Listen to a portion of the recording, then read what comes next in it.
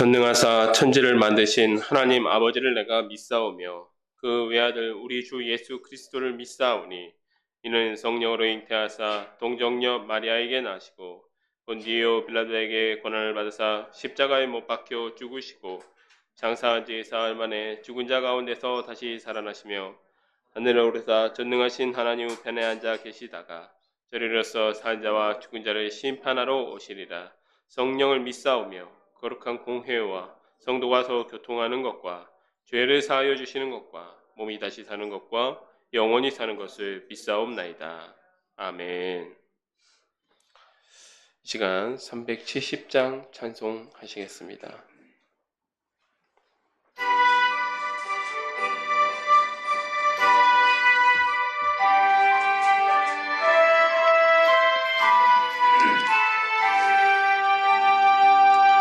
주 안에 있는 나에게 딱 근심이 있으랴. 십자가 밑에 나가 내 짐을 풀었네. 주님을 찬송하면서 할렐루야 할렐루야. 내 앞길 멀고 험해도 나 주님만 따라가리. 그 두려움이 면하여 내 기도 되었고 전날의 한숨 변하여 내 노래 되었네. 주님을 찬송하면서 할렐루야 할렐루야. 내 앞길 멀고 험해도 나 주님만 따라가리. 내 주는 자비하셔서 늘 함께 계시고 내 궁핍함을 아시고 늘 채워주시네.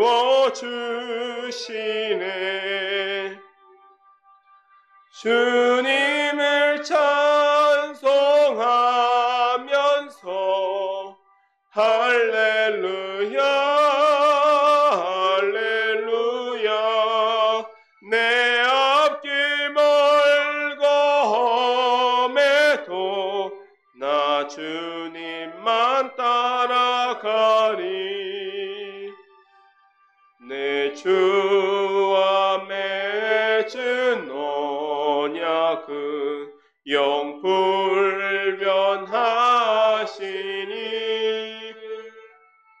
그 나라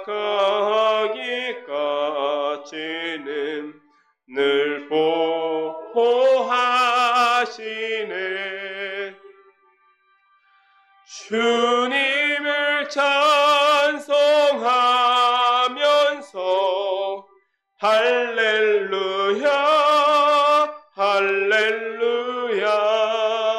내 앞길 멀고 험해도 나 주님만 따라가리.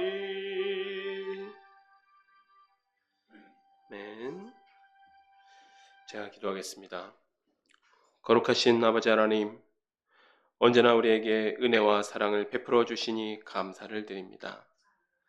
죽을 수밖에 없는 죄인인 저희들에게 주님의 예배할 기회를 주시니 우리의 몸과 마음을 다하여 주님을 예배하며 찬양합니다. 기쁘게 받아 주시옵소서. 하나님, 저희가 오전 시간에는 해괴한 음녀 이스라엘을 심판하시는 하나님의 모습을 보았습니다. 이스라엘이 그토록 타락한 것에는 지도자들의 죄가 컸습니다. 지도자들이 하나님을 멸시하고 백성들을 압제한 결과가 선과 악을 구별하지 못하고 세상과 섞여 불순물처럼 되는 것이었습니다. 거룩하신 하나님, 저희도 그와 같은 죄를 범하지 않게 하옵소서. 이 나라의 지도자들이 하나님을 경외하는 지도자들이 되기를 기도하되 저희도 영적인 지도자들로 먼저 하나님의 마음을 깨달아 알고 우리의 이웃들을 섬기게 하옵소서. 이 시간 이어서 에스겔서 말씀을 살펴봅니다. 에스겔서를 관통하여 흐르는 하나님의 진노하신 마음을 이해하게 하시고 그 너머에 있는 놀라운 하나님의 뜻을 깨닫는 시간이 되기를 소망합니다. 감사하며 예수님의 이름으로 기도합니다. 아멘.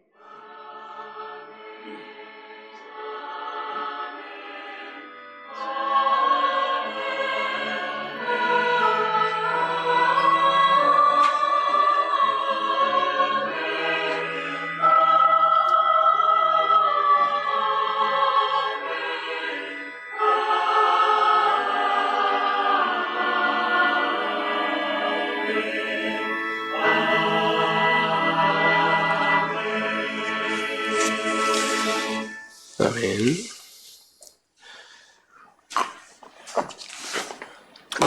오늘 오후에 저에게 주신 하나님의 말씀은 에스겔서 24장 15절에서 17절 말씀입니다. 구약성경 1188페이지에 있습니다. 제가 봉독해 올리도록 하겠습니다.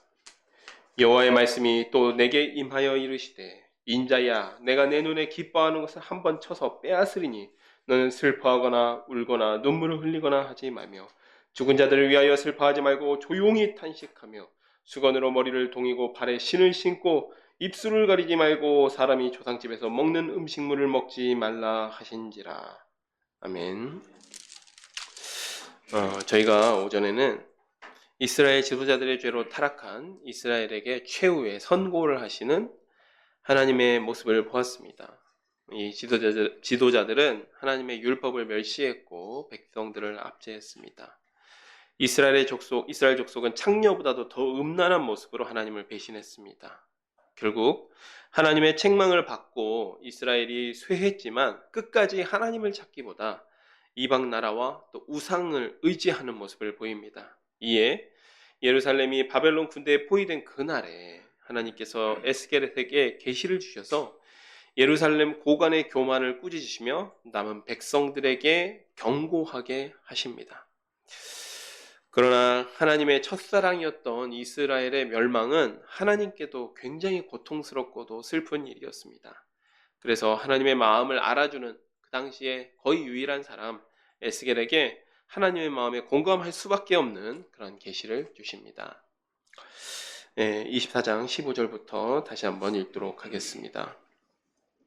여호와의 말씀이 또 내게 임하여 이르시되 인자야, 내가 내 눈에 기뻐하는 것을 한번 쳐서 빼앗으리니 너는 슬퍼하거나 울거나 눈물을 흘리거나 하지 말며 죽은 자들을 위하여 슬퍼하지 말고 조용히 단식하며 수건으로 머리를 동이고 발에 신을 신고 입술을 가리지 말고 사람이 조상집에서 먹는 음식물을 먹지 말라 하신지라. 내가 아침에 백성에게 말하였더니 저녁에 내 아내가 죽었으므로 아침에 내가 받은 명령대로 행하매 백성이 내게 이르되 내가 행하는 이 일이 우리와 무슨 상관이 있는지 너는 우리에게 말하지 아니하겠느냐 하므로 내가 그들에게 대답하기를 여호와의 말씀이 내게 임하여 이르시되 너는 이스라엘 족속에게 이르기를 주 여호와의 말씀에 내 송수는 너희 세력의 영광이요 너희 눈의 기쁨이요 너희 마음에 아낌이 되거니와 내가 더럽힐 것이며 내가 버려둔 자녀를 칼에 엎드러지게 할 것이라. 너희가 에스겔이 행한 바와 같이 행하여 입술을 가리지 아니하며 사람의 음식물을 먹지 아니하며 수건으로 머리를 동인 채 발에 신을 신은 채로 두고 슬퍼하지도 아니하며 울지도 아니하되 죄악 중에 패망하여 피차 바라보고 탄식하리라. 이같이 에스겔이 너에게 표징이 되리니 그가 행한 대로 너희가 다 행할지라. 이 일을 이루어지면 내가 주 여호와인 줄 너희가 알리라 하라 하셨느니라. 인자야, 내가 그 힘과 그 즐거워하는 영광과 그 눈이 기뻐하는 것과 그 마음이 간절하게 생각하는 자녀를 데려가는 날, 곧 그날에 도피한 자가 내게 나와서 내 귀에 그 일을 들려주지 아니하겠느냐. 그날에 내 입이 열려서 도피하는 자에게 말하고 다시는 잠잠하지 아니하리라. 이같이 너는 그들에게 표징이 되고 그들은 내가 여호와인 줄 알리라. 아멘. 예루살렘이 바벨론 군대에 포위된 날이라고 이미 배경을 말씀드렸는데요. 하나님께서 에스겔에게 내 눈에 기뻐하는 것을 쳐서 빼앗겠다라고 말씀하십니다. 이 16절에서 17절 말씀은 이 에스겔에게 절대 그 아내가 죽어도 절대 슬픔이나 이 슬픔의 표시를 겉으로 보이지 말아라 라고 하는 이야기입니다. 특히 17절에 수건을 머리에 동이고 발에 신을 신고 입술을 가리지 말고 초상집 음식을 먹지 말라, 이 말은 너는 평상시랑 동일하게 아무 일도 없었던 것처럼 평상시랑 동일하게 행동해라, 이 이야기입니다. 즉 에스겔의 아내를 데려가시면서도, 하나님께서 에스겔의 아내를 데려가시면서도 울지도 슬퍼하지도 말고 평상시처럼 동일하게 행동하면서 탄식하려고는 혼자서 숨죽여서 탄식해라, 이 이야기를 지금 하셨습니다. 18절에 내가 예루살렘이 바벨론에 포위된 날 아침에 백성들에게 말했더니 그날 저녁에 내 아내가 죽었다고 기록하고 있어요. 하나님께서 에스겔에게 이렇게까지 하신 이유가 무엇일까요? 분명한 건 에스겔이 잘못해서는 아닐 것입니다. 다만 하나님의 마음에 공감할 수 있는 사람이 에스겔밖에 없었기 때문입니다. 하나님 입장에서 이 나라 한번 생각해 보자고요. 그러면 바벨론을 하나님께서 시퍼렇게 날카롭도다 날카롭게 날선 칼이로다, 이렇게 바벨론에 대해서 이야기하지 않았습니까? 그러니까 이 바벨론이란 칼을 지금 하나님의 첫사랑이자 하나님의 아내였고 하나님의 자녀였던 그 유다의 목에다 지금 겨눈 날입니다. 지금 그 날카로운 칼이 지금 목에 겨눠져 있죠. 그리고 18개월, 1년 반이 지나면 그 칼이 목에 떨어지게 될 겁니다. 그날이 유다의 목이 떨어지는 날입니다. 지금 에스겔에게 내리신 명령은 사실은 하나님이 자신의 처지에 대해서 말씀하고 있는 것입니다. 하나님께서 첫사랑의 목을 치시면서도 그 날이 이스라엘의 죄를 벌하시는 날이기 때문에 하나님도 울고 싶습니다. 하나님도 울고 싶지만 눈물조차 흘리지 못하고 숨죽여 한탄만 하시고 계신 것이죠. 하나님께서 지극히 사랑하시던 자기의 아내를 잃으신 날이 그날인데 여전히 철이 안 든 바벨론 포로들 앞에서 오직 에스겔 한 사람만 같은 슬픔을 품고 백성들 앞에서 예언하라고 말씀하십니다. 내가 이렇게 숨죽여서 슬퍼하고 있으니까 너희들도 감히 슬픔의 표시를 내지 말아라. 예루살렘이 멸망하였다는 소식이 들릴지라도 절대 슬퍼하지 말아라 라고 이야기하시는 것이죠. 제가 개인적으로 성경을 읽으면서 가슴이 먹먹해지는 장면이 참 여러 가지가 있지만 참 이 장면도 하나님의 슬픔이 느껴지는 장면입니다. 사실 어제도 말씀을 준비하면서 이 말씀을 읽으면서 참 여러 번 통곡했습니다. 에스겔서에서는 하나님께서 칼과 기근과 전염병으로 심판하겠다, 범죄한 이스라엘 너희를 가만두지 않겠다라고 진노하시는 부분만 나오는 것 같은데, 이 장면을 보면 하나님께서는 이스라엘을 심판하시면서 숨죽여 울고 계십니다.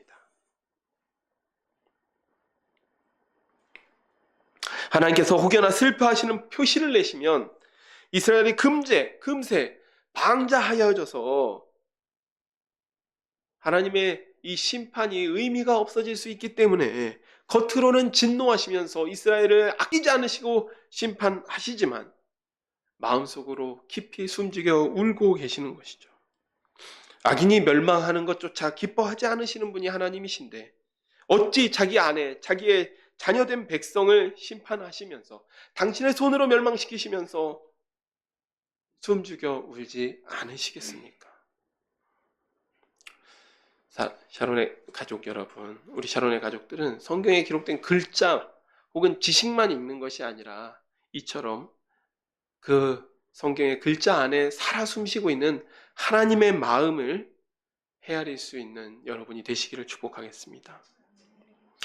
그래서 25절에서 27절을 보면요, 예루살렘이 멸망한 후의 이야기입니다. 멸망한 후에 그 예루살렘에서 겨우 목숨만 부지한 도망자가 이 바벨론 포로들을 찾아오는 날입니다. 델아비브라고 하는 바벨론 포로 귀환 공동체, 그곳에 귀환 공동체가 아니라 바벨론 포로 정착촌에 이 예루살렘의 이 생존자가 겨우 목숨만 부지한테 찾아온 날, 비로소 백성들이 에스겔의 예언이 진실되었다라는 것을 깨닫게 된다라는 이야기입니다. 그때의 표징으로서 그 예루살렘이 망하였도다, 우리 고향 예루살렘이 망하였도다라고 하는 사람이 찾아오면 그때서야 말 못하게 되었던, 하나님의 표징으로 말 못하게 되었던 에스겔의 그 표징이 이제는 말하게 되는, 다시 자유롭게 말하게 되는 것으로 하나님의 말씀이 진실되었다라는 표징으로 삼겠다라는 것이죠. 당시 바벨론 포로들이 에스겔에 대해서 어떻게 이야기했습니까? 에스겔에서 20장 49절에 그는 비유로 말하는 자가 아니냐라고 말하면서 에스겔 빈정거리고 조롱했다라고 말씀드렸죠. 그랬던 사람들이 이제 자기 눈에, 자기 귀에 직접 유다가 진짜로 망했다, 그 전까지는 거짓 선지자들의 이야기만 들으면서 우리가 곧 언제 이스라엘로 돌아가게 될까라고 손꼽으며 기다렸던 자들이 그런 날은 안 온다, 예루살렘이 망했다 라고 하는 소식이 들린 후에야 에스겔이 참 하나님의 선지자라는 사실을 깨닫게 된다라는 것입니다. 아마 이때를 기점으로 바벨론 포로들이 에스겔이 전하는 말씀을 허투루 듣지 않고 조금씩 그들의 태도를 고쳐 나갔을 것이라고 예상할 수가 있습니다. 이렇게 해서 여기까지 이제 이스라엘에 대한 심판의 예언을 마무리하고 25장부터는 이방에 대한 예언이 나오게 됩니다. 25장에 이방 나라가 받을 심판이 나오는데, 지금까지의 말씀, 또 그 하나님께서 이야기하신, 하나님께서 본인의 이야기를, 자신의 이야기를 담담하진 않지만 참 이렇게 그 슬픈 이야기를 스토리로서 이야기하시는데, 연관지어서 생각해보면 24장까지는 하나님께서 범죄한 이스라엘, 하나님의 첫사랑이자 아내이자 자녀 같은 하나님의 백성을 손수 자신의 손을 들어서 처벌하셨습니다. 날카롭고 빛나는 칼인 바벨론 칼로서 지금 아내와 자녀들을 죽이신 거예요. 그리고 났더니 이제는 순진했던 하나님 백성을 꼬여가지고 우상 숭배하게 만들고 타락하게 만들었던 그 주변 나라들에서는 더욱이 아끼지 않고 심판하시는 것입니다. 첫 번째로 등장하는 나라가 암몬입니다. 1절입니다. 25장 1절입니다.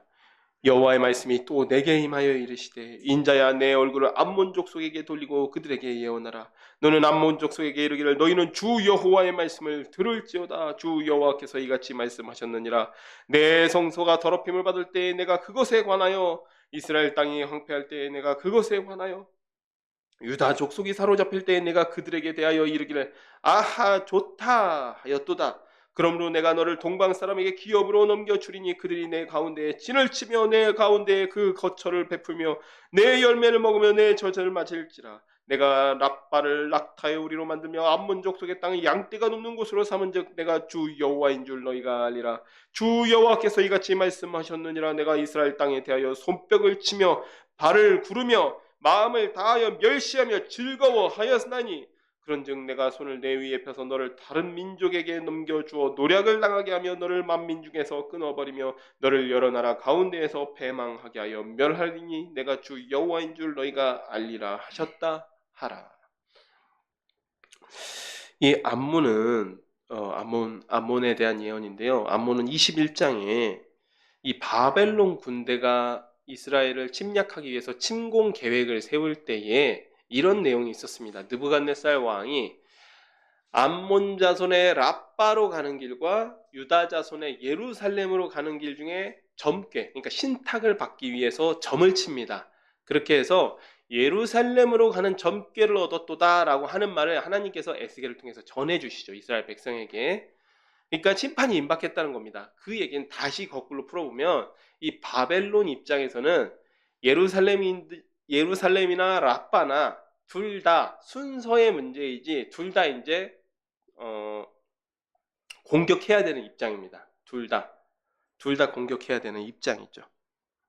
그런데 이들의 행태를 보면 이들의 행태가 가관인 것이 3절에 예루살렘이 바벨론 군대에 유린당할 때 아하 좋다 하고 좋아했다라는 거예요.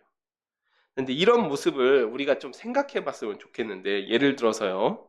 지금 이제 우리 트럼프 대통령이 이제 뭐 이렇게 무역 이렇게 관세 부과하고 이제 막 약간 무역 분쟁을 일으키고 이러고 있지 않습니까? 그런데 예를 들어서 우리 트럼프 대통령이 일본에게 엄청난 관세를 부과했다고 합시다. 그때 우리나라 사람들이 야, 잘 됐다. 저희 일본 저거 까불더니 잘 됐다. 저 빨리 망해버려라. 역시 트럼프가 트럼프 미국 사람들이 트럼프 대통령 잘 뽑았어. 이렇게 말하는 사람이 있습니까? 없습니다. 대부분은 야, 일본에도 저렇게 할 정도면 우리나라 어떻게 해야 되냐? 큰일 났다, 큰일 났다 하고 막 관료들은 밤새도록 회의하고 대책 수립하고 막 청와대 불이 꺼지지 않고 이렇게 이래야 정상적인 나라 아닙니까? 그렇죠. 또 뭐 중국이 일본의 히토리오 수출을 금지한 적이 있었는데 그랬을 때 우리가 야, 그거 참 쌤통이다. 둘 다 싸우다 망해버려라. 이렇게 생각하는 데가 없다라는 거죠.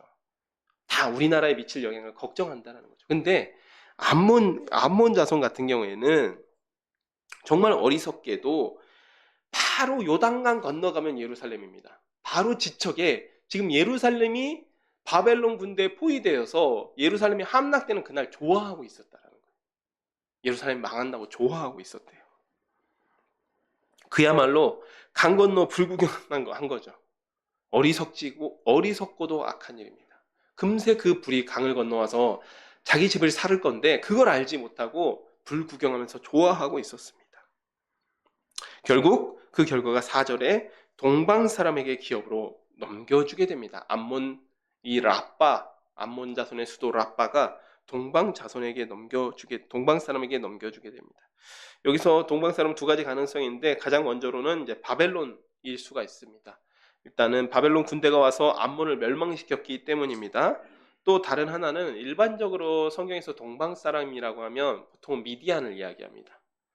미디안을 이야기하고 이 사막 지역에서 낙타를 이끌고 이렇게 생활했던 그런 주로 이제 낙타를 타고 다니며 생활했던 그 나라인데 그래서 5절에 라빠가 낙타의 우리가 된다라는 의미에서 이 미디안일 가능성도 있습니다. 네, 지금 여기서는 이제 바벨론으로 이해하는 게 좋을 것 같아요. 그래서 두 나라 모두 해석이 가능하지만 중요한 사실은 암몬이 다른 나라에게 넘겨져서 목초지가 될 정도로 황폐하게 된다라는 의미입니다. 자, 그리고 나서 모압과 에돔에 대한 예언이 나옵니다. 그러니까 제일 처음에 하나님께서 예루살렘을 멸하시고 나서 바로 예루살렘에 인접한 나라들, 아주 오랫동안 교류도 했고 싸우기도 자주 싸웠던 그 나라들에 대해서 먼저 심판을 선언하시는 거죠. 그래서 이 나라들부터 시작해서 점점 범위가 확장됩니다. 8절입니다. 주 여호와께서 이같이 말씀하셨느니라. 모압과 세일에 이르기를 이스라엘 족속은 모든 이방과 다름이 없다 하도다. 다시 읽습니다. 모압과 세일이 이르기를 모든 유다 족속은 모든 이방과 다름이 없다 하도다. 그러므로 내가 모압의 한편 곧 그 나라의 국경에 있는 영화로운 성읍들 벳 여시목과 바알 부온과 기랴다임을 열고 암몬 족속과 더불어 동방 사람에게 넘겨주어 기업을 삼게 할 것이라. 암몬 족속이 다시는 이 이방 가운데에 기억되지 아니하게 하려니와 내가 모압에 벌을 내리니 내가 주 여호와인 줄을 너희가 알리라.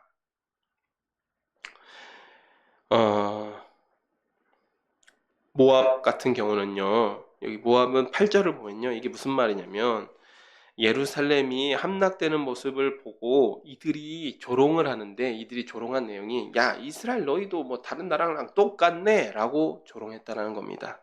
이 말을 다시 한번 이야기하면 이 모압이나 에돔이나 암몬이나 이런 나라들은 이스라엘이 맨날 자기들은 하나님의 백성이라고 이야기하고 하나님이 우리를 사랑하신다라고 이야기하고 하나님께서 우리를 택하셨다라고 이야기하는 것들, 그렇게 주어 섬기는 게 아주 눈에 꼴사나웠던 거죠. 굉장히 표현은 안 하지만 굉장히 마음이 부글부글 하고 있었다는 겁니다. 그런데 이스라엘 멸망하는 날, 야, 너희들 뭐 하나님의 백성이라고 하더니 너희나 우리나 뭐 내내야 그게 그거 아니냐, 너희나 하나님 어디 갔냐, 뭐 너희나 우리나 똑같네, 이렇게 조롱했다라는 거예요.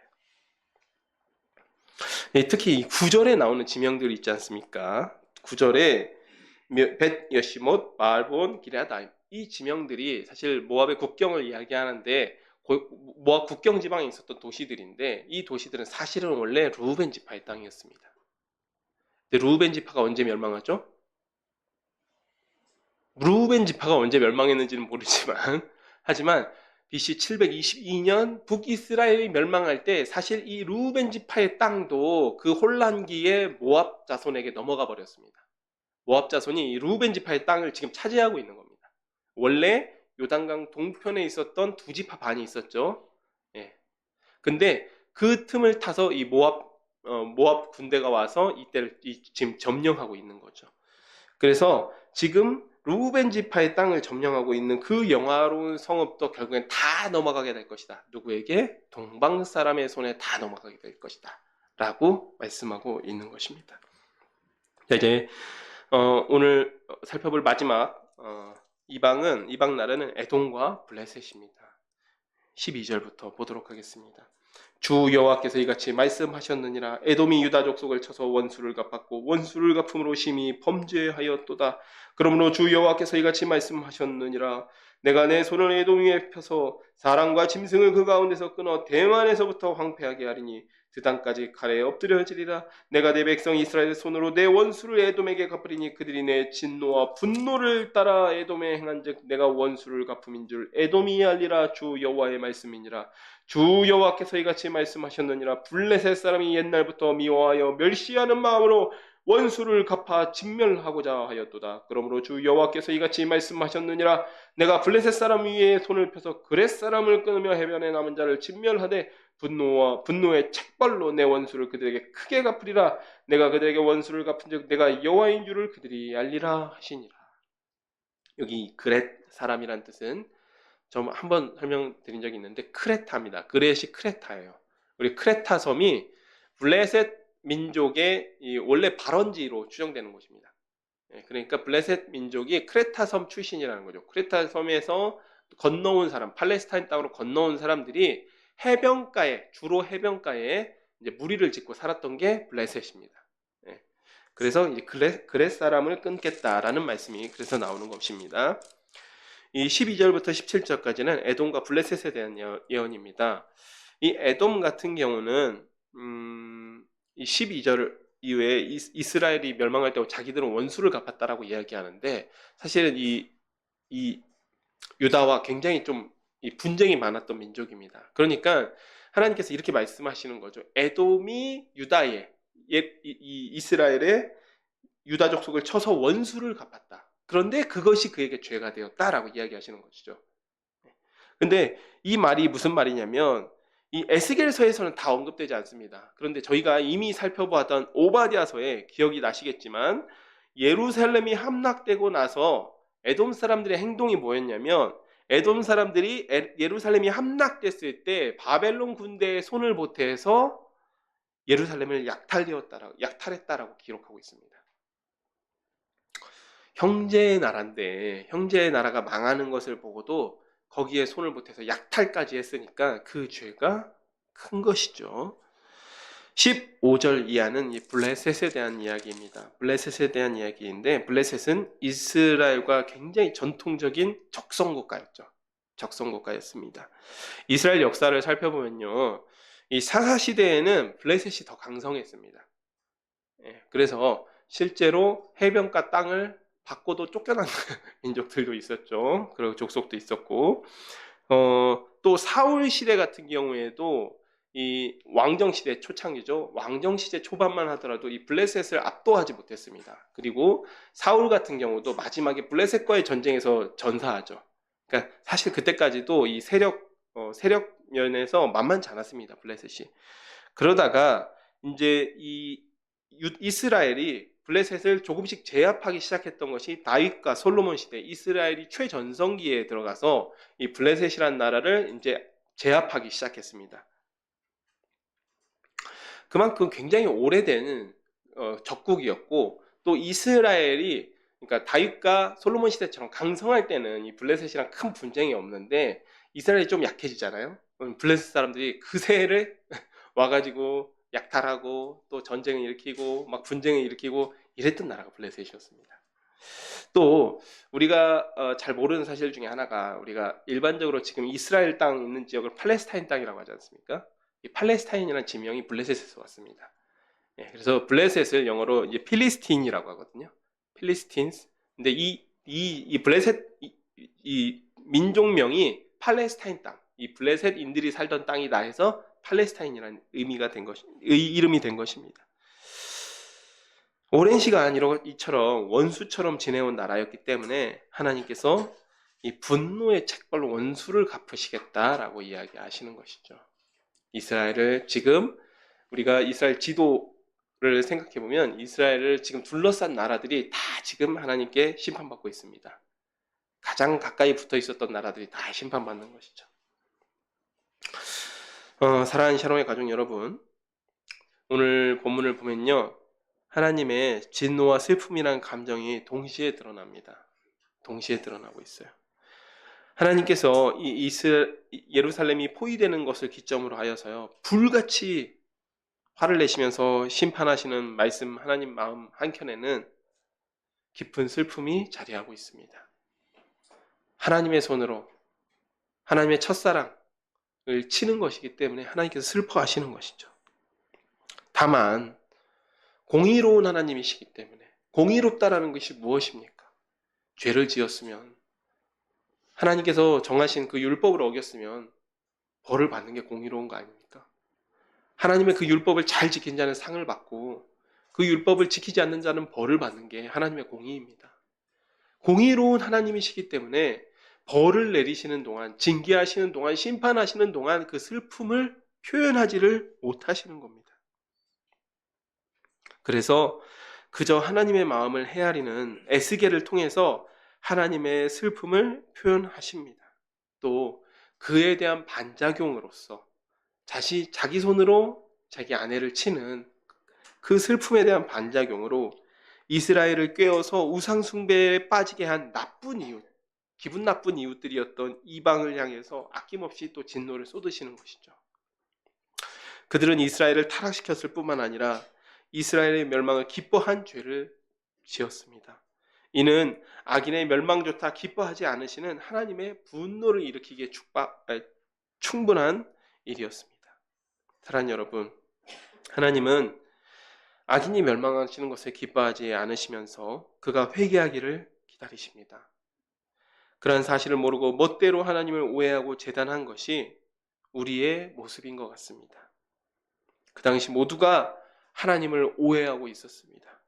다만 에스겔을 비롯한 정말 극소수의 사람, 에스겔, 예레미야, 이런 극소수의 사람만 하나님의 마음을 헤아리고 있었습니다. 그리고 지금 이 시대에도 하나님은 오해를 받으십니다. 어떤 사람들은 정말 자기가 이 따사로운 햇빛과 정말 이 모든 우주 만물, 또 자기가 누리는 모든 것이 누구에게 왔는지도 모르고 그것들이 우연하게 생겨났다, 이렇게 이야기하는 사람들이 있습니다. 또 어떤 사람들은 하나님을 믿는다라고 이야기하지만 하나님을 일종의 기도 응답의 자판기처럼 생각하시는 사람들이 있어요. 내가 기도하면 하나님께서 들어주시겠지. 그분들은 입으로는 주여라고, 주님이라고 고백합니다. 주님이 뭡니까? 정말 주인 아니십니까? 주인. 우리 삶의 주인인데 그들이 정작 모시고 싶은 것은 주인님이 아니에요. 주인은 내가 내 삶의 주인이고요. 하나님은 그저 전능한 종이 되길 원합니다. 내가 원하는 것은 다 들어주는 전능한 종. 그런 이야기가 있죠. 예, 램프의 요정 지니가 전능한 종입니다. 하나님을 전능한 종으로 부리고 싶어 합니다. 또 다른 이들은 돈을 하나님으로 섬깁니다. 수많은 이들이 각자 자기의 방식으로 하나님을 오해하면서 살아갑니다. 누구도 하나님의 마음에는 관심이 없습니다. 이러한 때에 우리 샤론의 가족들은 하나님의 마음을 헤아려서 거기에 더 나아가 하나님의 마음을 위로할 수 있는 그런 자녀들이 되기를 기도합니다. 또한 하나님께서 찾으시는, 하나님의 마음을 시원하게 해드릴 수 있는 그런 사람들이 되기를 축복하며 제가 기도하고 말씀을 맺도록 하겠습니다. 기도하시겠습니다. 하나님 아버지, 참으로 감사드립니다. 예루살렘이 바벨론 군대에 포위된 그날, 하나님께서는 에스겔의 아내를 데려가시며 에스겔에게 슬퍼하지 말라고 명령하십니다. 주님, 표면적으로만 보면 에스겔에게 너무 가혹하신 것처럼 보입니다. 하지만 하나님께서 자기 손으로 예루살렘을 치시면서도 슬퍼하지 못하시는 하나님의 그 슬픔과 숨죽여 우시는 하나님의 그 참담한 마음이 에스겔을 통하여서 나타내신 것이라고 믿습니다. 주님, 에스겔은 또한 그런 하나님의 마음을 깊이 헤아렸기 때문에 그 말씀에 순종하여 나아갑니다.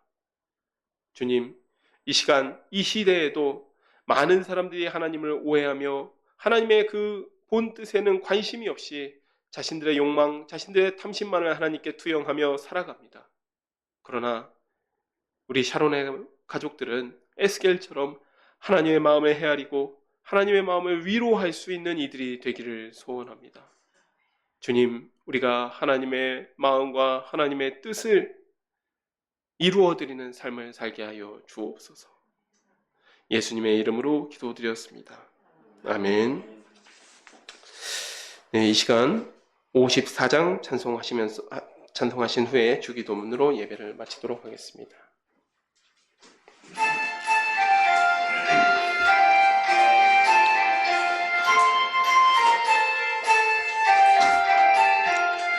주여 복을 구하오니 편히 가게 하시고 사람마다 준혜로 이기도록 하시고 광야 같은 세상에서 항상 인도하소서.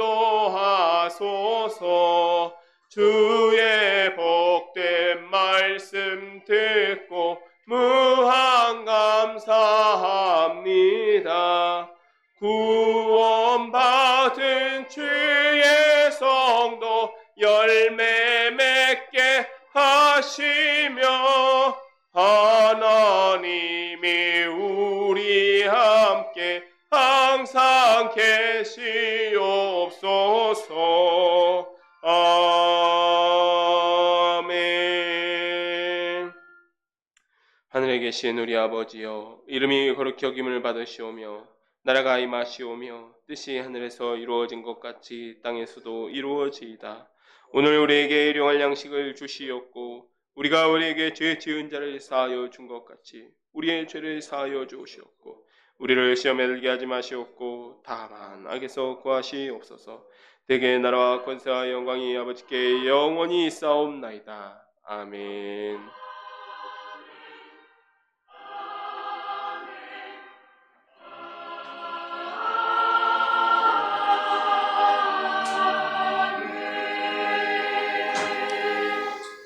네, 예배 마쳤습니다. 하나님께 영광과 감사의 박수 올려드립시다.